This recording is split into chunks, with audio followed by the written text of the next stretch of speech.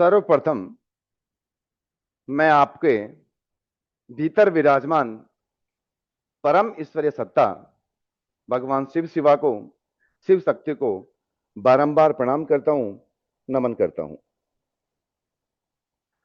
और आप सभी 2 मिनट के लिए पूरी श्रद्धा और भाव के साथ, क्योंकि श्रावण मास चल रहा है और प्रथम बार इस श्लोक के साथ हम आपकी शिविर की शुरुआत कर रहे हैं। आज से पहले हमने ऐसा नहीं किया, चूंकि श्रावण मास है तो मैंने उचित समझा कि थोड़ा आपको ऊर्जा प्राप्त हो, थोड़ी शिव की कृपा आपको प्राप्त हो। तो 2 मिनट के लिए आंखें बंद करके बाबा काशी विश्वनाथ का ध्यान करें और मेरे साथ साथ दोहराएं। सदानंदमानंद दवने वसंतम आनंद कंदम हत पाप वृंदम वाराणसीना थमनाथिनाथम श्री विश्वनाथम शरणं प्रपद्ये। श्री विश्वनाथम शरणं प्रपद्ये। श्री विश्वनाथम शरणं प्रपद्ये। पवित्र श्रावण मास पे परमपिता परमेश्वर भगवान शिव शिवा शिव शक्ति की असीम कृपा आप सभी के ऊपर, आपके परिवार पर, आपके घर में, आपके व्यापार, आपके कार्यालय, आपके प्रतिष्ठान, आपके रोजगार में व्याप्त हो, ऐसी मैं शिव शक्ति से कामना करता हूं और आपके ऊपर असीम कृपा निरंतर रूप से बरसती रहे। शिव शरणं गच्छामि, शिव शरणं गच्छामि, शिव शरणं गच्छामि। प्यारे साधकों,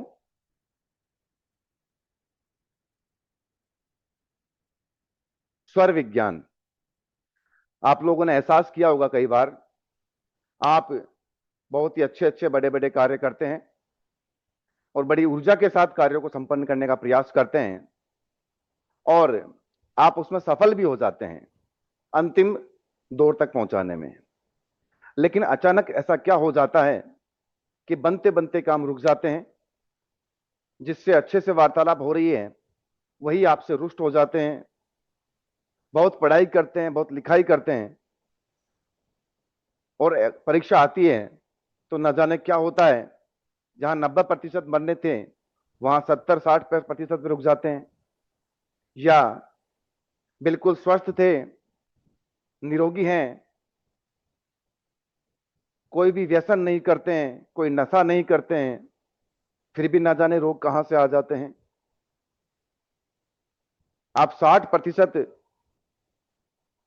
अगर आप निरीक्षण करें तो कैंसर ऐसे व्यक्तियों के हैं जिन्होंने जीवन में कभी सुपारी तक ना खाई हो। ऐसा क्यों? कार्य बनते हुए क्यों रुक जाते हैं? हमारे शरीर का स्ट्रक्चर, जो संरचना है, हम उसको भूल गए हैं। बड़ी छोटी छोटी बातें हैं। सबसे महत्वपूर्ण हमारे शरीर में क्या है? हमारी सांस। अगर आपके शरीर में श्वासों का संचालन ना हो तो आप मृत हैं। तो सबसे महत्वपूर्ण हमारी जब श्वास है, हम इसे ही भुला बैठे हैं। यह बहुत बड़ा और बहुत पुराना सनातन का ज्ञान है, विज्ञान है।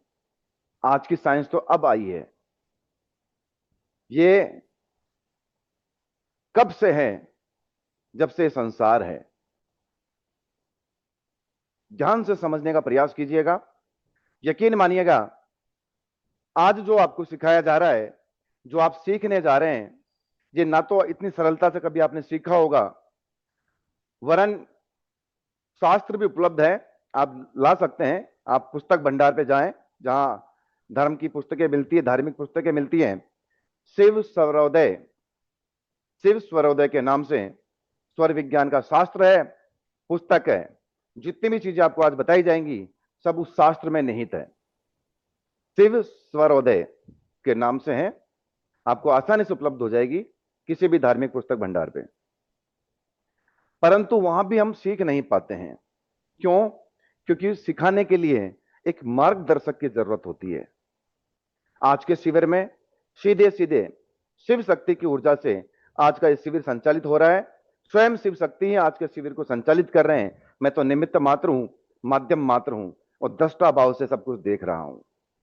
तो आप लोग इसको बड़े गहनता के साथ, जागरूकता के साथ और गरिमा के साथ इस ज्ञान को ग्रहण करें। ज्ञान तब तक आपके अंदर नहीं जा सकता जब तक इस ज्ञान को ग्रहण करने के लिए स्वीकृति नहीं दें।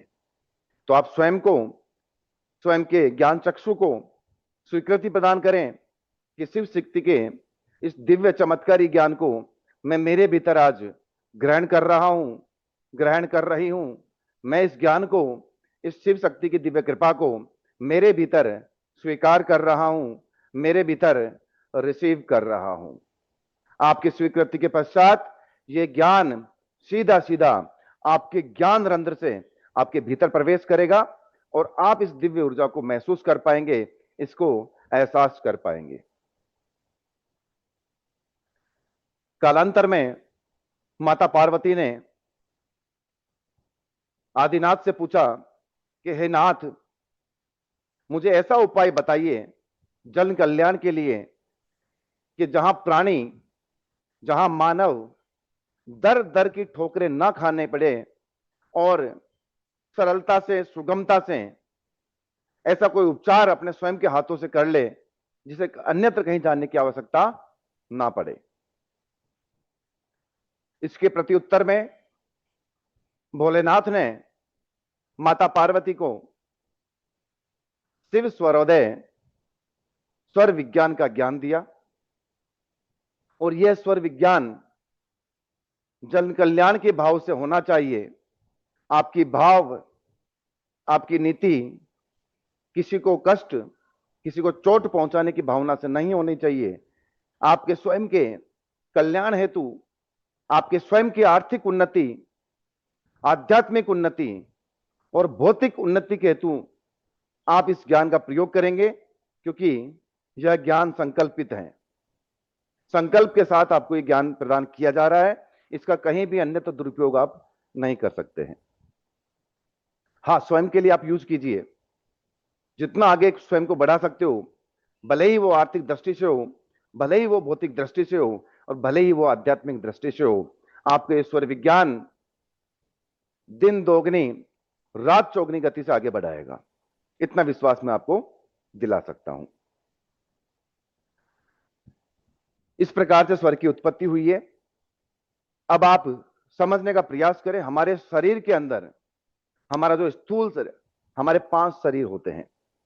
हमारा जो शरीर है जिसे आप छू पाते हैं, स्पर्श कर पाते हैं, यह होता है आपका स्थूल शरीर। स्थूल शरीर माने फिजिकल बॉडी। इसके बाद हमारे इस शरीर के ऊपर एक आवरण और होता है शरीर का, जिन्हें आप इन आंखों से देख और छू नहीं सकते हैं। उसके लिए आपको दिव्य दृष्टि की, थर्ड आई की जरूरत पड़ती है। वो शरीर जो होता है वो आपका होता है कारण शरीर, अर्थात सूक्ष्म शरीर, जिसे आप लोग एस्ट्रल बॉडी भी कहते हैं। आपके शरीर में, आपके जीवन में यदि किसी भी प्रकार का कष्ट उत्पन्न हुआ है, किसी भी प्रकार की रुकावट उत्पन्न हुई है, शरीर में किसी भी प्रकार की रोग, बीमारी या व्याधि उत्पन्न हुई है, तो गौर कीजिएगा, यह कष्ट, यह बीमारी, यह व्याधि आपके शरीर में प्रतीत होने से 6 माह पूर्व आपके सूक्ष्म शरीर में जन्म ले लेती है। कहने का मेरा आशय कि आपके जीवन में आ रही कष्ट, पीड़ा, दुख, बीमारी, उसका जो जड़ है वो आपके कारण शरीर में है, वो आपके सूक्ष्म शरीर में है, वो आपके एस्ट्रल बॉडी के अंदर है। भले ही आप यज्ञ, पूजा, अनुष्ठान, दवाई, मेडिसिन, आयुर्वेद सब कुछ कर लो, उसको इस शरीर में तो आप ठीक कर लोगे, लेकिन उस शरीर में वो वही एज इट इज है। जब दबाव से आपने उसको बंद किया है और जब दबाव आपने उसके ऊपर दिया है, वो कुछ ही समय में अन्यत्र स्थान से दूसरे रूप के अंदर उभर के आपके जीवन में सामने आ जाती है। आपने गौर किया होगा कि यदि कोई व्यक्ति बीमार पड़ना प्रारंभ करता है तो हर साल ना जाने नाना प्रकार की नई नई बीमारियां उसके शरीर में उत्पन्न होने लगती हैं। एक बीमारी ठीक होती है, दूसरी उत्पन्न हो जाती है। एक कष्ट खत्म हो जाता है, दूसरा कष्ट प्रारंभ हो जाता है। ऐसा क्यों? ऐसा इसलिए कि आपने उसको अपने स्थूल शरीर में तो कंट्रोल करने के लिए प्रयास किया दबाव के साथ, लेकिन सूक्ष्म शरीर के अंदर आपकी वही चीज घूमकर दूसरे स्वरूप के अंदर आपके जीवन में पुनः उत्पन्न हो जाती है। इसलिए शरीर की संरचना को बड़े ध्यान से और बड़े गौर से सुनिएगा। हमारा जो शरीर है, इस शरीर में हमारा जो केंद्र भाग है वो हमारी नाभि है। नाभि हमारी सेंट्रल पॉइंट होती है और इस नाभि से हमारे शरीर में पूरे ऊपर से नीचे तक जाल के रूप में जालनुमा 72,000 नाड़ियों का जाल फैला हुआ है। कितने? 72,000 नाड़ियां, जिनका उद्गम स्थान आपकी नाभि है। नाभि से 72,000 नाड़ियां पूरे शरीर में, जिस प्रकार ट्रेन की पटरियां बिछी होती हैं उसी प्रकार आपके शरीर में कोने कोने में फैली हुई है। इन 72,000 नाड़ियों के ऊपर 10 नाड़ियां होती हैं।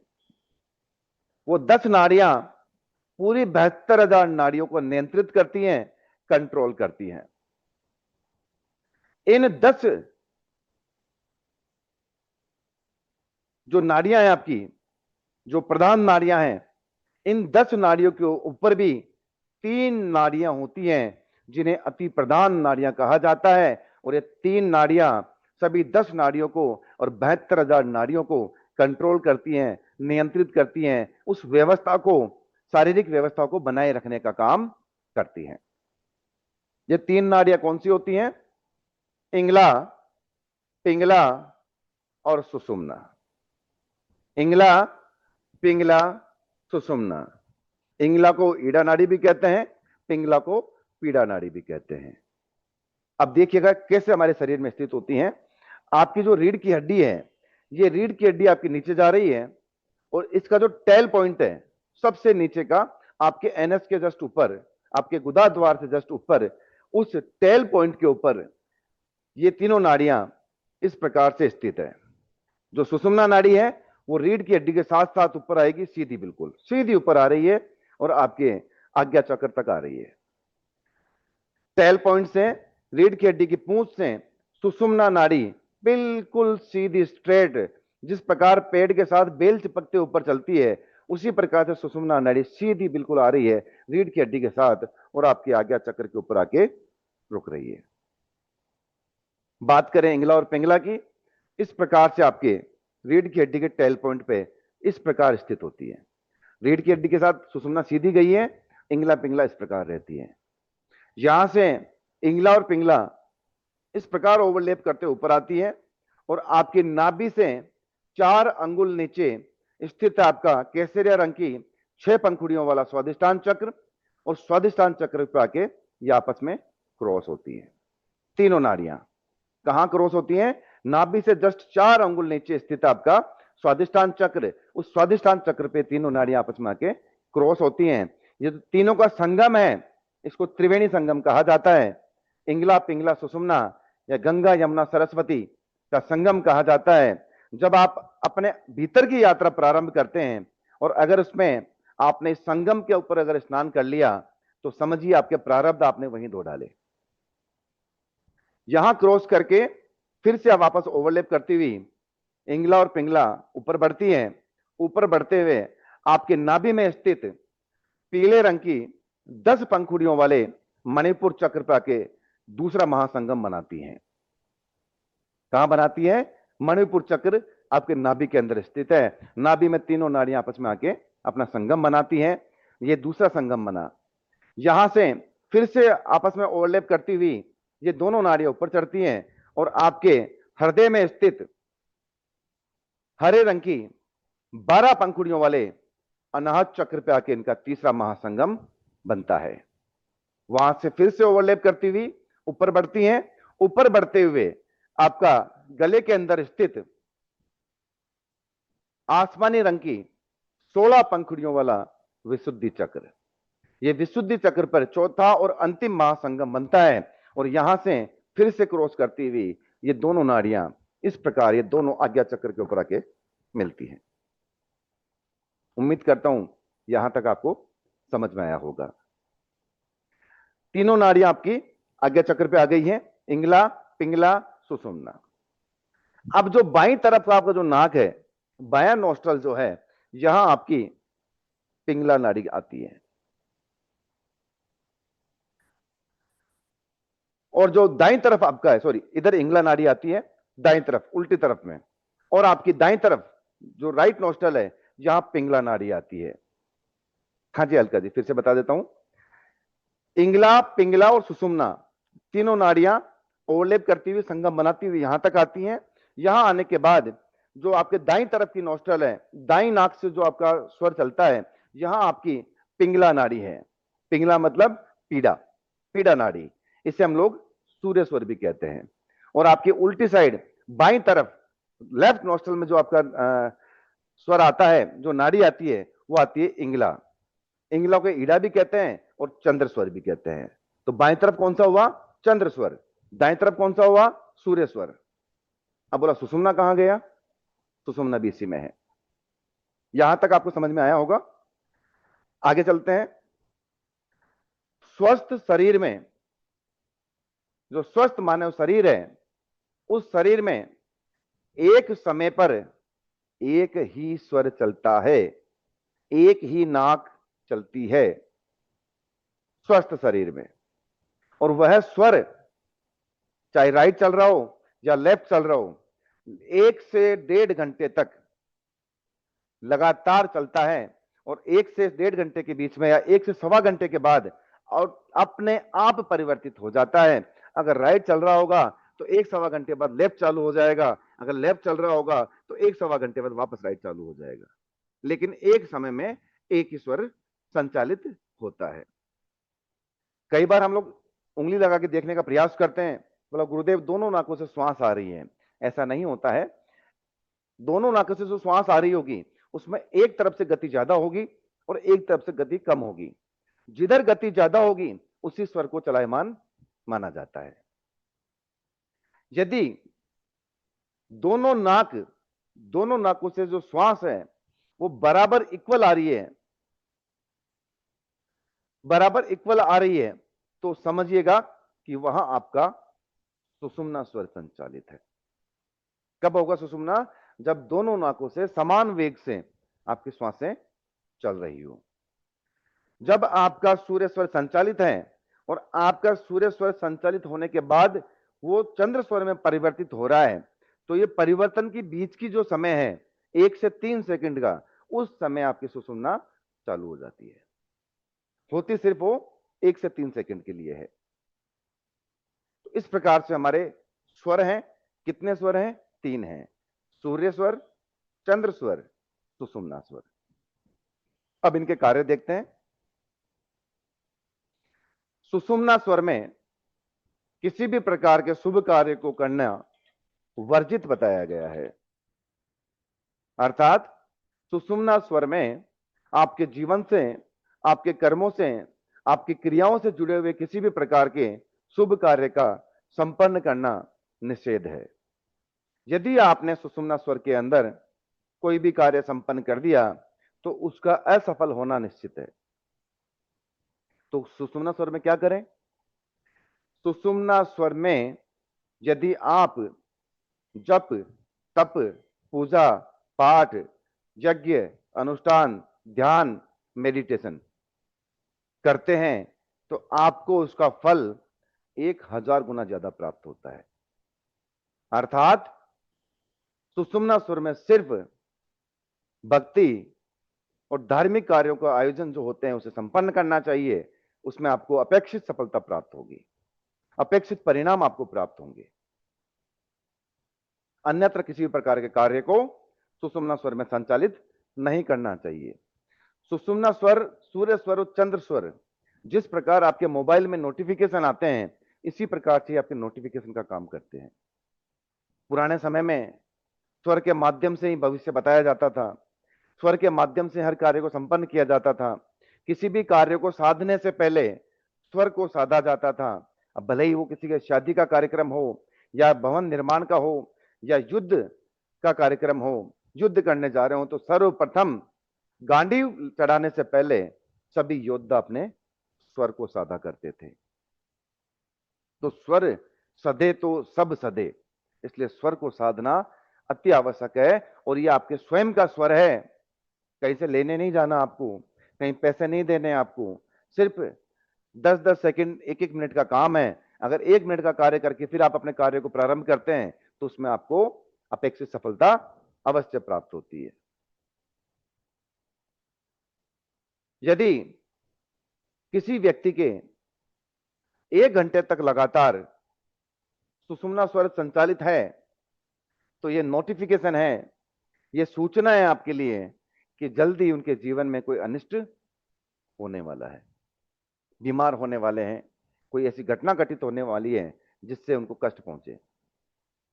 यदि किसी भी व्यक्ति का 7 से 8 घंटे तक लगातार सुषुम्ना स्वर संचालित है तो यह सूचना है उनके लिए कि उनका अंतिम समय नजदीक है, उनका जाने का समय आ गया है। इस प्रकार से सुषुम्ना स्वर की व्यवस्था है। बात करते हैं सूर्य स्वर की। साधकों, सूर्य स्वर के अंदर आप ऊर्जा वाले काम को कर सकते हो। ऊर्जा वाले काम जैसे भोजन ग्रहण करना, व्यायाम करना, एक्सरसाइज करना, डिबेट, वाद विवाद करना, या कोर्ट कचहरी थाना तहसील से जुड़े हुए मामले हों, उन्हें आप सुषुम्ना स्वर, इसमें सूर्य स्वर में आप करना प्रारंभ करें, आपको अपेक्षित सफलता प्राप्त होगी। आप अगर किसी झगड़ा कर रहे हैं, लड़ाई कर रहे हैं, जहां भी ऊर्जा का, ताकत का काम आ रहा है, वहां आपको सूर्य स्वर का प्रयोग करना चाहिए। यदि आप उस कार्य को सूर्य स्वर में संपन्न करते हैं तो आपको सफलता का जो प्रतिशत है वो काफी हद तक बढ़ जाता है। बात करें चंद्र स्वर की। साधकों, चंद्र स्वर आपकी क्रिएटिविटी को दिखाता है। आपके जीवन में लंबे समय तक प्रभाव डालने वाली सभी घटनाओं को चंद्र स्वर में संपन्न करना चाहिए। जैसे शादी, 7 फेरे, जमीन लेना, भवन निर्माण करवाना, भवन की रजिस्ट्री करवाना, लॉन्ग इन्वेस्टमेंट, लंबी दूरी तक के जो आप इन्वेस्टमेंट करते हो जो काफी लंबे समय तक चलता है, ऐसे सभी प्रकार के कार्य जिनका प्रभाव आपके जीवन पे बहुत लंबे समय तक रहने वाला हो, इन सभी कार्यों को आपको चंद्र स्वर के अंदर संपन्न करना चाहिए।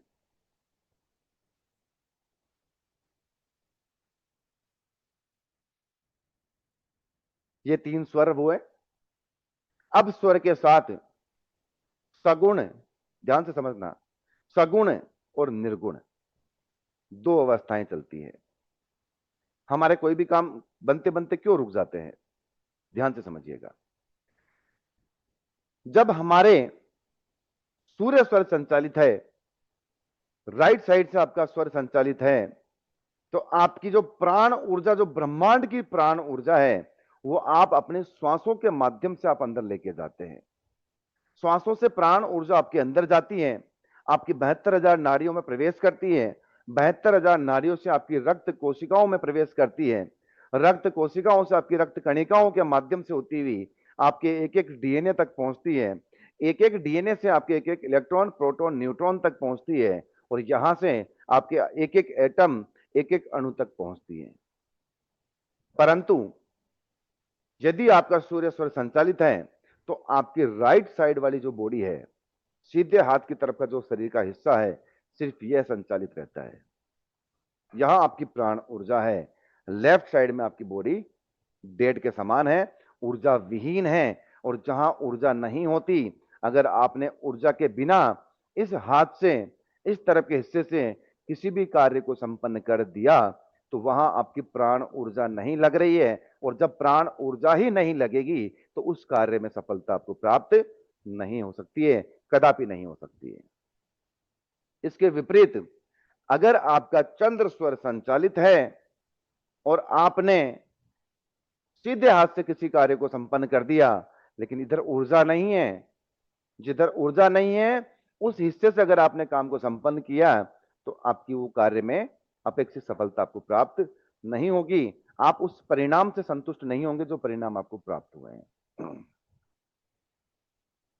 तो सगुण क्या कहता है, निर्गुण क्या कहता है कि यदि आप किसी कार्य को करने जा रहे हैं तो सर्वप्रथम अपने स्वर की जांच करें। अगर राइट स्वर चल रहा है, सूर्य स्वर चल रहा है, तो उस ब्रीथ को इनहेल करें, अपने नाभि तक लेके जाएं और उसको होल्ड कर दें। होल्ड करते ही उसको कहते हैं कुंभक लगाना। आप कुंभक लगा लें। कुंभक लगाने के बाद फिर सीधे हाथ से, अगर सूर्य स्वर चल रहा है तो सीधे हाथ से उस कार्य को करना प्रारंभ करें। अगर चंद्र स्वर चल रहा है तो चंद्र स्वर को आप अंदर लेके जाएं, नाभि तक लेके जाएं, कुंभक लगाएं और आपके बाएं हाथ से उस कार्य को करना प्रारंभ कर दें। आप देखिएगा चमत्कार, तुरंत परिणाम मिलने प्राप्त होंगे आपको।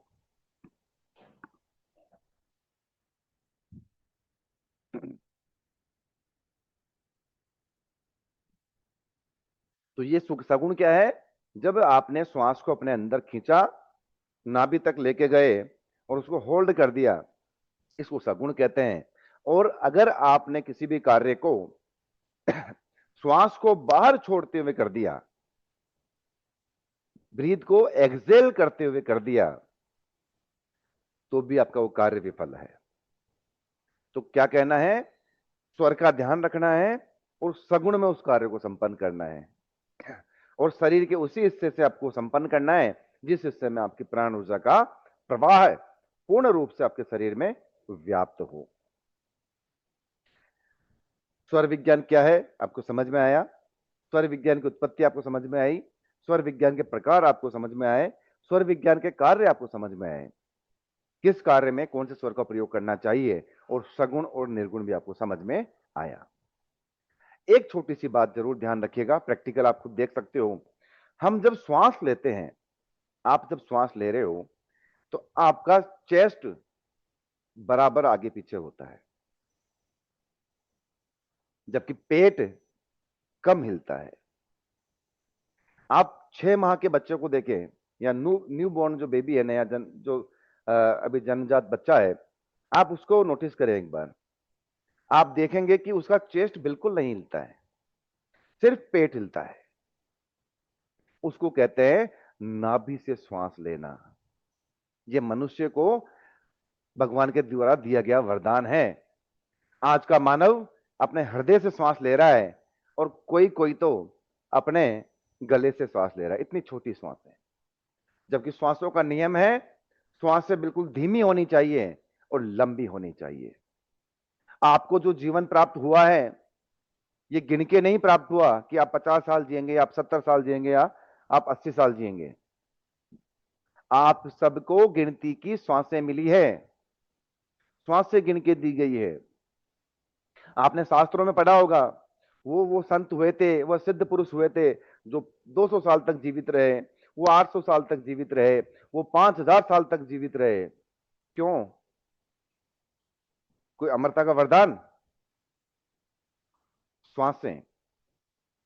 अगर आप अपने श्वास को, श्वास अंदर गई, नाभि तक पहुंची, वहीं से घूमी, वापस आई और बाहर आई, यह क्रम अगर लगातार बिना ब्रेक किए चलता रहा तो वो एक ही श्वास काउंट होगी।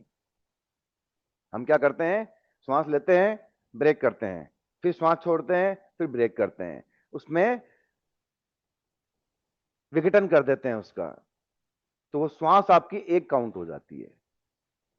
प्रयास कीजिए कि लंबी श्वास लें, गहरी श्वास लें, और एक श्वास कम से कम 5 मिनट तो चले, आपके जीवन वैसे ही बढ़ जाएगा। श्वास से पूरा साइंस से पूरी है, शास्त्रों में नहीं थे हर चीज। तो इस प्रकार से आपको एक्टिविटी करते हुए आगे बढ़ना है। बात करते हैं प्रमाण की। मतलब गुरुदेव, बातें तो ठीक है, वीडियोस भी काफी देख रहे हैं, सब सुन रहे हैं, सब चल रहा है, पुस्तकें भी काफी हमने पढ़ डाली हैं, लेकिन बिलीव कैसे करें? स्वर विज्ञान क्या चमत्कार देता है? साथियों, स्वर विज्ञान प्रमाण का मार्ग है और प्रमाण के साथ आपको आपका अनुचित परिणाम आपको देते हुए आगे बढ़ता हुए आपको दिखाते हुए आगे बढ़ाने का मार्ग है। यह सरल साधना और ध्यान का मार्ग है। क्या कर सकते हैं हम लोग?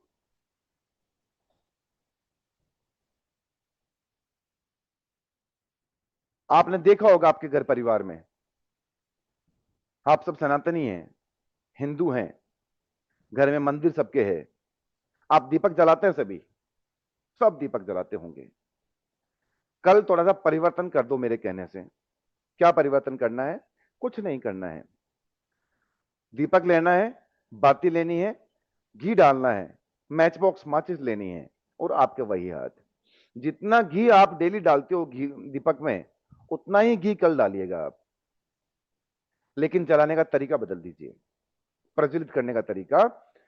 स्वर की जांच करें, कौन सा स्वर चल रहा है। अगर आपका सूर्य स्वर चल रहा है तो आप ब्रीथ को इनहेल कीजिए, श्वास को अंदर लेके जाइए, नाभि में ले जाके उसको होल्ड कर दीजिए और फिर सीधे हाथ से आप दीपक लीजिए, बाती लीजिए, घी डालिए और सीधे हाथ से ही प्रज्वलित कर दीजिए दीपक को। उसके बाद श्वास छोड़ दीजिए। यदि आपका बायां स्वर चल रहा है, अब यहां ये मत लगाइएगा कि गुरुजी उल्टे हाथ से कैसे जलाएं, कुछ नहीं होता ऐसा। अगर आपका चंद्र स्वर संचालित है तो आपको ब्रीथ इनहेल करनी है, नाभि तक ले जानी है, होल्ड करनी है, दीपक लेना है बाएं हाथ से, बाती लगानी है बाएं हाथ से, घी डालना है बाएं हाथ से और दीपक प्रज्वलित करना है आपको बाएं हाथ से, फिर श्वास छोड़ देनी है।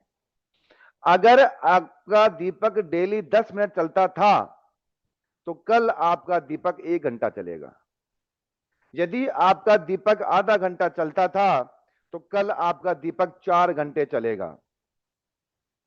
क्या किया हमने? कुछ भी तो नहीं। वही आप दीपक जलाने वाले, वही आप बाती लेने वाले, वही घी, वही बाती, वही दीपक, सब कुछ वही तो था। हमने परिवर्तित क्या किया? सिर्फ स्वर और सगुण के साथ उस क्रिया को हमने संपन्न किया है। तो ऐसा क्यों हुआ? यह प्रमाण आपको देता है कि स्वर विज्ञान कितना बलशाली है, स्वर विज्ञान कितना दिव्य है और स्वर विज्ञान कितना चमत्कारी और तुरंत परिणाम देने वाला है। यहां इंतजार नहीं, यहां परिणाम बोलता है। दूसरा प्रयोग, आप में से घर में किसी न किसी को आम समस्या है कॉन्स्टिपेशन की, कब्ज की। आपको होगी, आपके घर में होगी, आपके पड़ोस में होगी, 100% होगी। कुछ नहीं करना है। जिसके भी कब्ज की समस्या हो उसको इतना सा कहिए कि सुबह आप जब वॉशरूम जाएं, जब पोर्ट पे बैठें, तो बाएं हाथ के इस अंगूठे को इस प्रकार से बाएं नाक के नीचे बंद कर दे।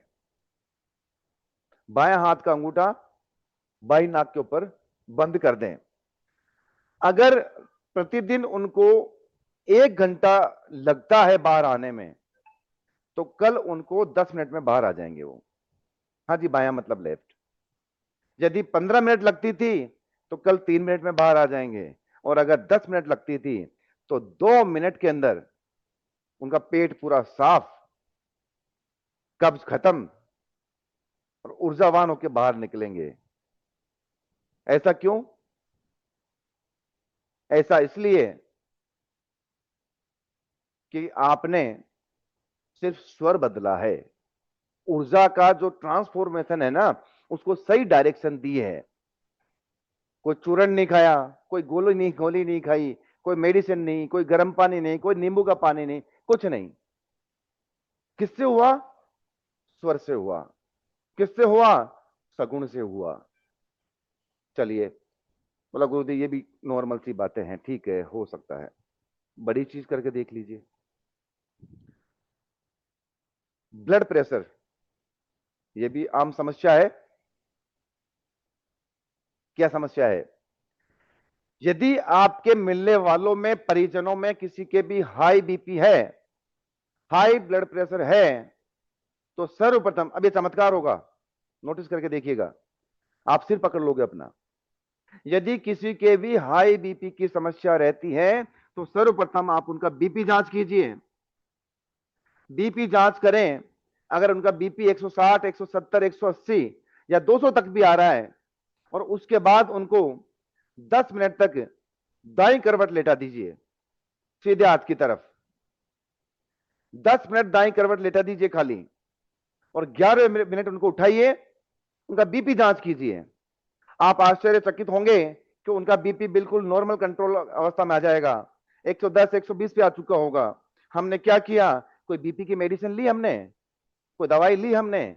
नहीं, हमने ऊर्जा बदली है। ये पूरा संसार ऊर्जा से चल रहा है, हमारा शरीर ऊर्जा से चल रहा है, हमारे आसपास ऊर्जा है। हमने ऊर्जा को उसका स्थान दिया, जैसे ऊर्जा को उसका स्थान मिला, आपका बीपी डाउन आ गया। इसके विपरीत अगर किसी के लो बीपी है तो वही बीपी जांच कीजिए, और जांच करने के बाद बाएं करवट, लेफ्ट हैंड की तरफ करवट लेके लेटा दीजिए, और 11 मिनट उनका बीपी चेक कर लीजिए, उनका बीपी कंट्रोल अवस्था में आ चुका होगा। ये प्रमाण ही तो है, ये प्रत्यक्ष तो है। आप स्वयं करके देख रहे हैं, और करना चाहिए आप सभी को। अगर आप करके प्रैक्टिकल करेंगे तो आपके अंदर बिलीफ सिस्टम डेवलप होगा, और आप अधिक सजगता से, अधिक आत्मविश्वास के साथ स्वर विज्ञान को अपने जीवन में इन्वॉल्व कर पाएंगे। अब देखिए, गुरुजी बोला मेरे कोई कोर्ट केस है, और उसके मैं कोर्ट केस के चक्कर में थाने जाना है, कोर्ट कचहरी जाना है, या कहीं वाद विवाद है, कहीं डिबेट की प्रतियोगिता है, किसी से लड़ाई झगड़ा है, फाइटिंग है। लेकिन मेरा गुरुजी उस समय चंद्र स्वर चल रहा है, जबकि आपने बताया कि सूर्य स्वर की जरूरत है। तो सूर्य स्वर के लिए क्या किया जाए? हम मनुष्य योनि में हैं, और ईश्वर की कृपा से आपको एक शक्ति दी गई है चयन करने की, हाउ टू चूज। आप स्वर को परिवर्तित कर सकते हैं। यदि आपका चंद्र स्वर चल रहा है और आपको सूर्य स्वर लाना है, तो उसके कई तरीके हैं। मैं 3 तरीके आपको बता देता हूं। सूर्य स्वर संचालन करने के लिए पहला तरीका, आप बाईं करवट लेट जाइए। जैसे बाईं करवट लेटते हैं, बाईं करवट लेटने के बाद 10 मिनट के अंदर आपका सूर्य स्वर संचालित हो जाता है। अगर आपको चंद्र स्वर चलाना है तो आप दाईं करवट लेट जाइए। 10 मिनट दाईं करवट लेट जाएंगे तो आपका चंद्र स्वर संचालित हो जाता है। बोला गुड्डे मैं तो मार्केट में हूं, वहां पे लेटने की व्यवस्था नहीं है, उस अवस्था में क्या करूं? तो यदि आपको स्वर परिवर्तित करना है, सूर्य स्वर संचालित न करना है, तो आप क्या कीजिए, अपना दायां हाथ लीजिए, इसकी मुट्ठी बनाइए और लेफ्ट अंडर आर्म्स में डाल दीजिए। 5 मिनट ऐसे दबा के रख लीजिए, आपका स्वर परिवर्तित आ जाएगा। इसके विपरीत अगर चंद्र स्वर चलाना है तो आप बाएं हाथ को मुट्ठी बना लीजिए और दाएं अंडर आर्म्स के नीचे लगा दीजिए। बोला गुरुदेव इसमें भी समय लग जाएगा, थोड़ा और त्वरित स्वर परिवर्तित हो जाए। यदि आपका चंद्र स्वर संचालित है और आपको सूर्य स्वर का संचालन करना है, तो आप तुरंत प्रभाव से विद इन अ सेकेंड अगर आपको स्वर संचालित करना है तो तीखी और गर्म वस्तु का सेवन कर लें। जैसे गरम गरम समोसा या तीखी मिर्ची वाली चटनी खा लीजिए। 10 सेकंड के अंदर आपका स्वर संचालित हो जाएगा। इसके विपरीत अगर आपको चंद्र स्वर का संचालन करना है, तो चंद्र स्वर को संचालन करने के लिए आप किसी ठंडे पेय पदार्थ, ठंडा पानी या ठंडे जूस का सिप सिप करके आप पी लीजिए। 10 सेकंड के अंदर आपका चंद्र स्वर आ जाएगा। तो इस प्रकार से हम स्वर को परिवर्तित भी कर सकते हैं। हमें जिस स्वर की आवश्यकता उस स्वर का संचालन कर सकते हैं। सगुण आपको करके चलना है, और सगुण के साथ साथ आपको स्वर का विशेष रूप से ध्यान रखना है। कितना समय लगता है? 1 मिनट भी नहीं लगता है।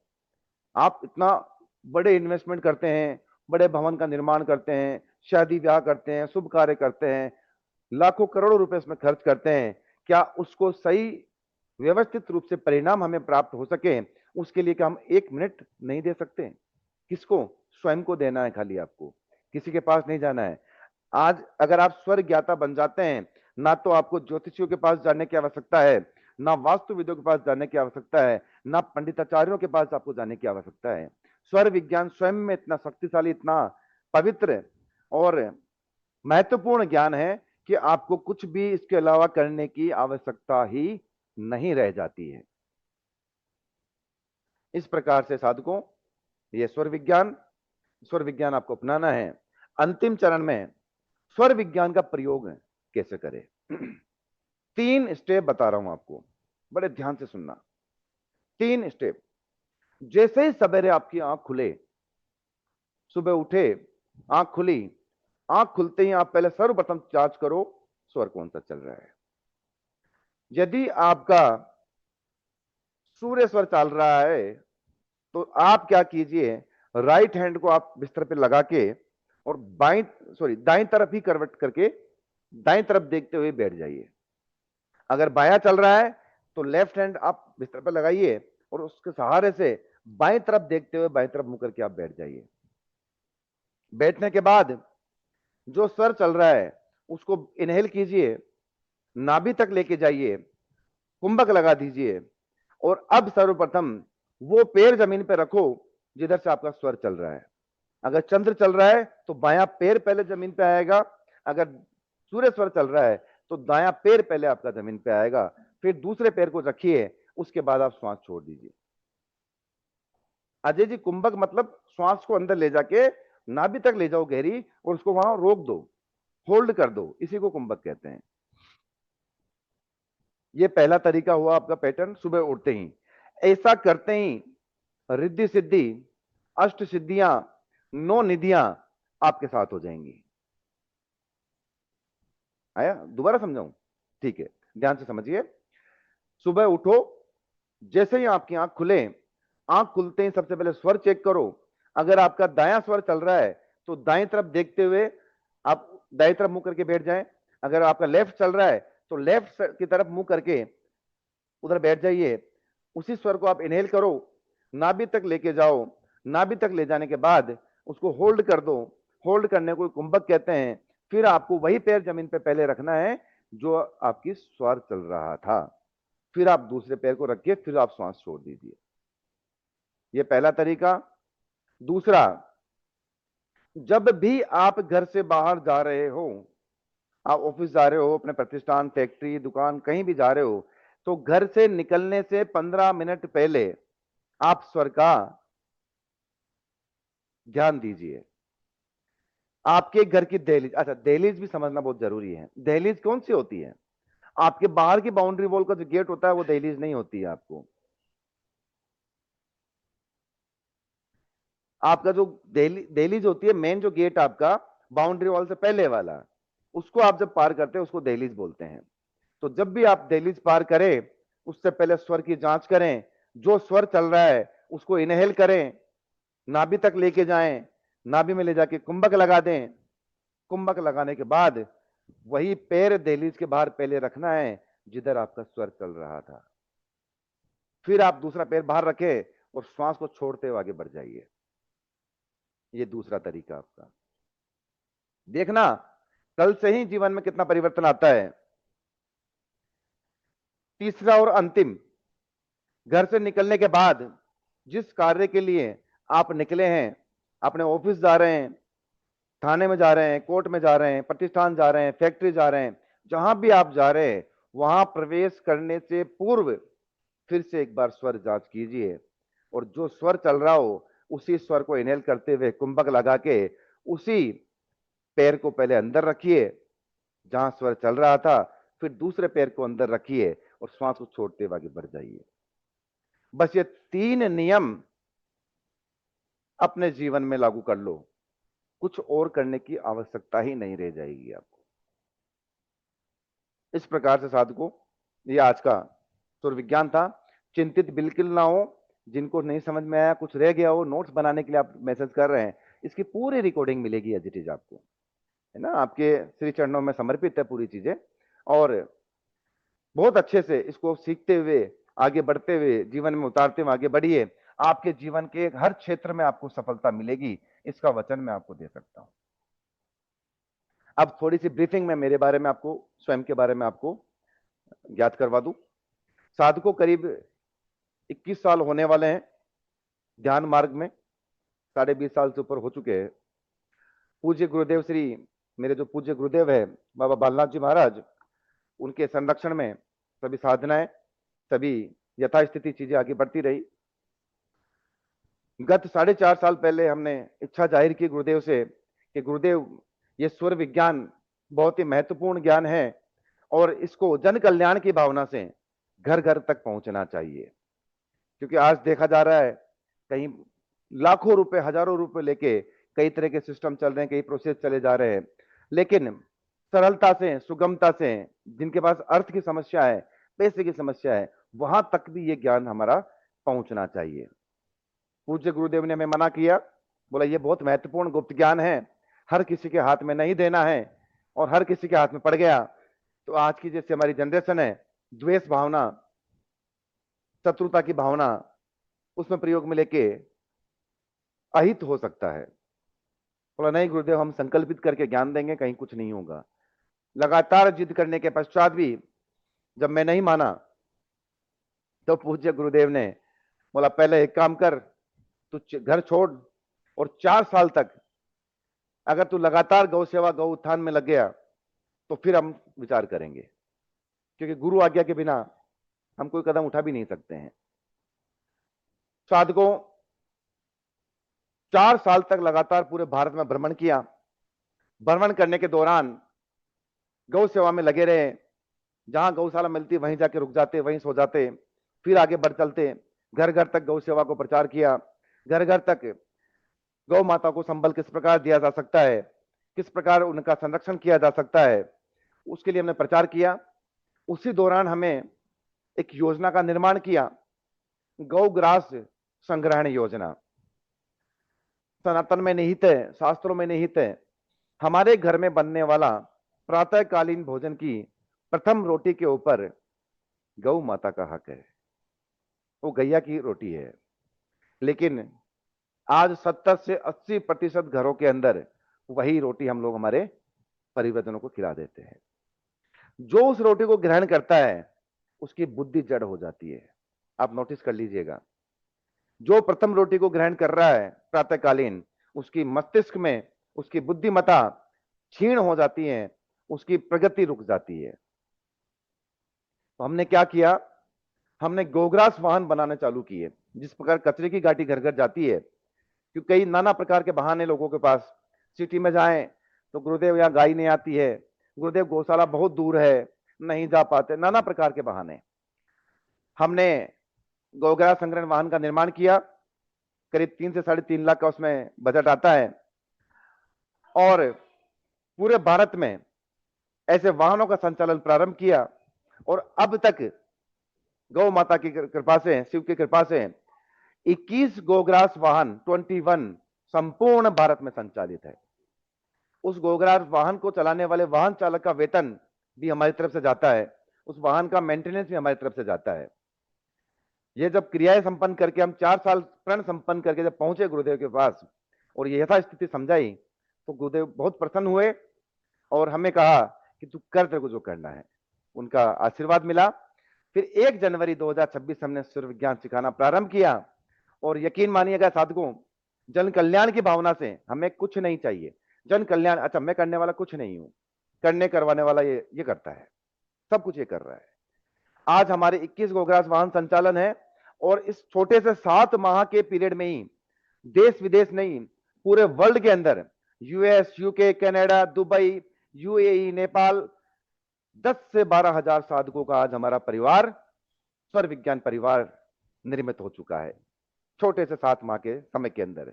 और सभी के पास बहुत ही चमत्कारी, अभी मैं बताऊंगा वो भी आपको, बहुत अच्छे अच्छे अनुभव सबके पास में है। तो इस प्रकार से हमारा ये जो यात्रा प्रारंभ हुई और जीवन पर्यंत तक अब चलती रहेगी, अब रुकने वाली नहीं है। इसी के साथ हमने प्रण लिया कि ऐसे गोधाम का निर्माण करना है, 200 गोधाम, जिसको गौशाला आप कहते हैं, हम उसको गौधाम कहते हैं। उस गोधामों का निर्माण करना है।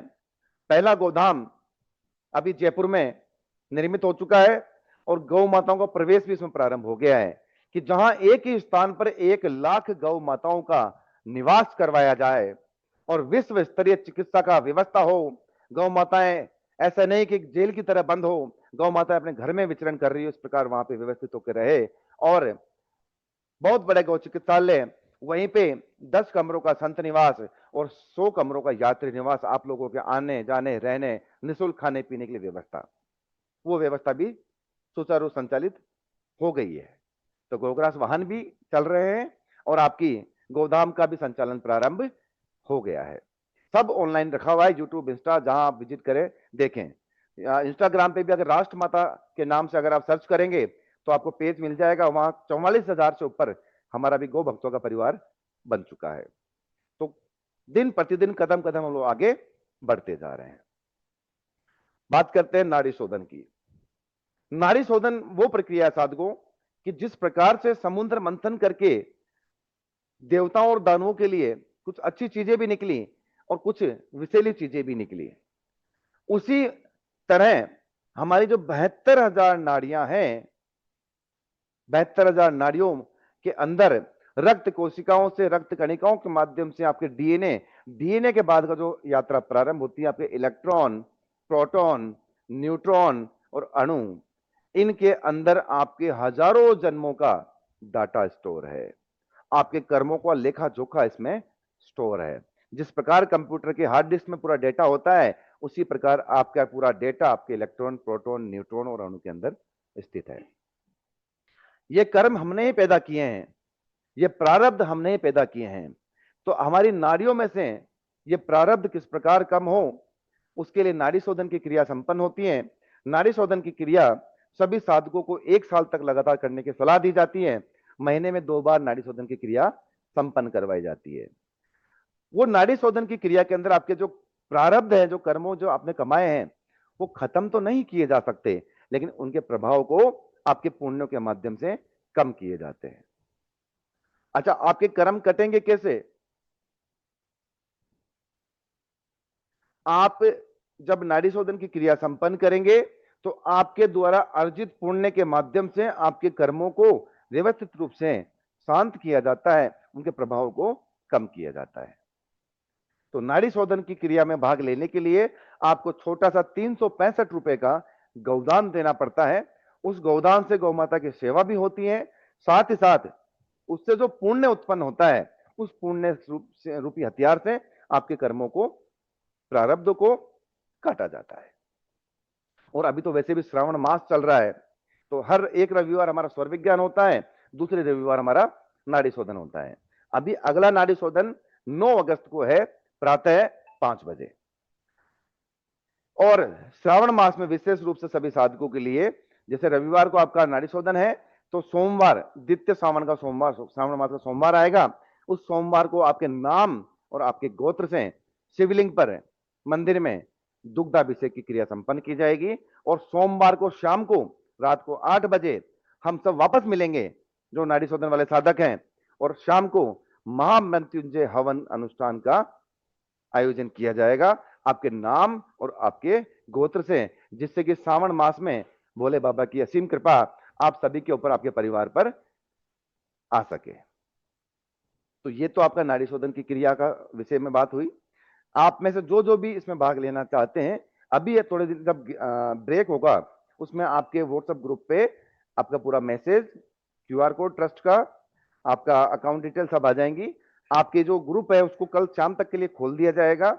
आप उस पर 365 रुपए का गौदान करके उसका स्क्रीनशॉट, साथ में आपका नाम और साथ में आपका गोत्र, जिनका गोत्र नहीं पता है वो अपने पिता का नाम देवें, वो सब आप डालेंगे साथ में। तो कल जब टीम आएगी, सेवक आएंगे, आपको नए ग्रुप, नाड़ी शोधन ग्रुप में आपको ऐड कर लिया जाएगा। वहां कुछ विशेष सामग्री की जरूरत भी पड़ेगी नाड़ी शोधन में, वो भी ग्रुप में आपको बता दी जाएगी। तो इस प्रकार से नाड़ी शोधन की क्रिया संपन्न होगी। दूसरी बात करता हूं, आज लगभग हर घर में या हर दूसरे व्यक्ति को एक ही समस्या है, अर्थ की, पैसे की, कर्ज की। काम धंधा नहीं चल रहा, ग्राहक नहीं आ रहे, कर्ज बहुत हो गया है, कर्ज में डूब रहा हूं, ये व्यवस्थाएं होती है। तो ये व्यवस्थाएं होती हैं आपकी मूलाधार चक्र के ब्लॉक हो जाने के कारण। तो इसको विशेष रूप से महालक्ष्मी साधना का आयोजन हम लोग करते हैं। अभी 7 अगस्त से महालक्ष्मी साधना प्रारंभ हो रही है, जो लगातार चलेगी आपकी दिवाली तक। मेन दिवाली की अमावस्या की रात को 12 बजे इसका समापन होगा। क्या क्या होगा उसके अंदर? आपको श्री यंत्र श्री महामेरु के माध्यम से महालक्ष्मी साधना करवाई जाएगी। आपको वैदिक स्विच वर्ड सब सिखाए जाएंगे। आपको वेस्टर्न स्विच वर्ड सिखाए जाएंगे। आपको मनी मेकिंग एक्सरसाइज करवाई जाएगी। आपके लिए रुद्राक्ष और स्फटिक की अभिमंत्रित माला आपको आपके लिए तैयार करके आपके घर तक भिजवाते हैं उसके अंदर। और साधकों, आप यूट्यूब चैनल पर जाएं, साधकों के अनुभव देखें। इस बार हमने साधकों के लिए 5 कोड़ी, 10 इलायची और 5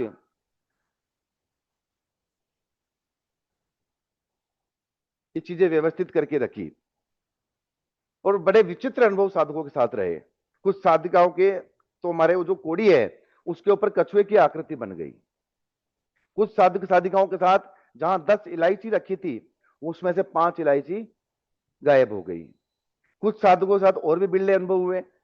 ईश्वर के दर्शन तो हुए, वो अलग है, गणेश जी के भी दर्शन हुए, सब कुछ हुआ। क्योंकि मूलाधार चक्र की संरचना क्या है?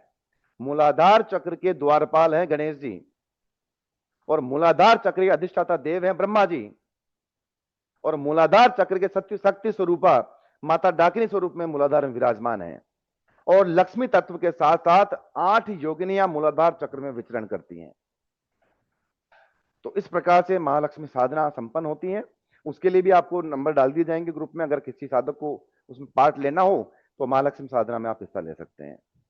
इसके अतिरिक्त कुछ साधक, बस अंतिम बता रहा हूं आपको, इसके अतिरिक्त कुछ साधक आश्रम पे आके साक्षात में शिविर करना चाहते हैं तो 20, 21 और 22 अगस्त को ऊर्जा संचय शिविर का संपन्न कर रहे हैं। यह ऊर्जा संचय शिविर 3 दिन लगातार चलने वाला है। इसमें स्वर विज्ञान होगा, नाड़ी शोधन होगा, महामंत्रिजय महाभिषेक होगा और पीली सरसों और पंचगव्य से आपका शाही स्नान होगा, जिसमें आपके सभी प्रकार के नेगेटिविटी को, सभी प्रकार की बाधाओं को वहीं उतार कर वहीं खत्म कर दिया जाएगा। तो इस प्रकार से ये 3 प्रकार के जो साधनाएं संचालित अभी हो रही हैं। आप जो जो भाग लेना चाहे वो ले सकता है। और फिलहाल तो नाड़ी शोधन श्रावण मास पे, महामृत्युंजय हवन और आपका शिवलिंग पे दुग्धाभिषेक आपके नाम और गोत्र से भाग लेने के लिए अभी ग्रुप में आपके साथ व्यवस्थाएं आ जाएंगी। तो जो जो भी आप में से सक्षम हो वो जयपुर में होगा जी, लोकेशन जयपुर है रंजीत जी। तो वो सारी व्यवस्था आपके ग्रुप में आ जाएंगी। 15 मिनट के ब्रेक के अंदर आप अपना रजिस्ट्रेशन प्रक्रिया प्रारंभ कर सकते हैं ताकि हम लोग नाड़ी शोधन में इन्वॉल्व हों। 15 मिनट के बाद हम वापस मिलेंगे और आप सबसे हम लोग वार्तालाप करेंगे, एक एक से बात करेंगे, जिज्ञासा जानेंगे और आपकी समस्याओं का समाधान करने का प्रयास करेंगे। आपके ओरा की जांच भी करेंगे और आपके चक्रों की स्थिति भी बताएंगे, चक्रों में क्या स्थिति है आपकी। यथावत बने रहिए। 15 मिनट के लिए ब्रेक लेते हैं, 15 मिनट बाद वापस मिलते हैं। तब तक आपके ग्रुप ओपन करके आपकी व्यवस्था आपके ग्रुप तक पहुंच रही है। तब तक के लिए आप सभी को सादर ओम नमः शिवाय।